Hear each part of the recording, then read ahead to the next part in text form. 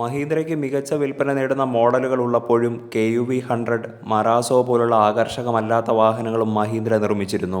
KUV100 ഈ അടുത്ത കാലത്ത് മഹീന്ദ്ര ഡിസ്കണ്ടിന്യൂ ചെയ്യുകയും ഒഫീഷ്യൽ സൈറ്റിൽ നിന്ന് ഒഴിവാക്കുകയും ചെയ്തിരുന്നു. KUV100ന്റെ പിന്നാലെയാണ് മറാസോ എന്ന മോഡലും മഹീന്ദ്ര ഒഴിവാക്കാൻ തീരുമാനിച്ചത്. മഹീന്ദ്ര മറാസോ ഡിസ്കണ്ടിന്യൂ ചെയ്യുന്നതിൻ്റെ ഭാഗമായി ഇപ്പോൾ ഒഫീഷ്യൽ വെബ്സൈറ്റിൽ നിന്നും മറാസോ റിമൂവ് ചെയ്തിട്ടുണ്ട്. ലാഡർ ഫ്രെയിം ഷാസിയിൽ ഫ്രണ്ട് വീൽ ഡ്രൈവ് ഓപ്ഷനോടുകൂടിയാണ് മഹീന്ദ്ര മറാസോയെ നിർമ്മിച്ചത്. Tata Hexa, Toyota Innova Crysta, Maruti Suzuki XL6, Maruti Suzuki Ertiga എന്നീ മോഡലുകളായിരുന്നു മഹീന്ദ്ര മറാസോയുടെ മുഖ്യ എതിരാളികൾ. ഡിസൈൻ്റെയും സേഫ്റ്റിയുടെയും ഫീച്ചേഴ്സിൻ്റെയും കാര്യത്തിൽ ഒട്ടും പിന്നിലല്ലായിരുന്നു മഹീന്ദ്ര മറാസോ.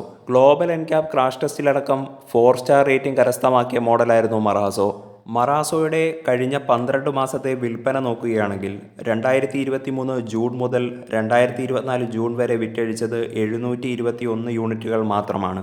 100 യൂണിറ്റുകൾക്ക് മുകളിൽ വിറ്റഴിച്ചത് 2023 സെപ്റ്റംബറിൽ മാത്രമാണ്. 2024 മെയ് മാസം ആകെ വിറ്റഴിച്ചത് 16 യൂണിറ്റുകൾ മാത്രമാണ്.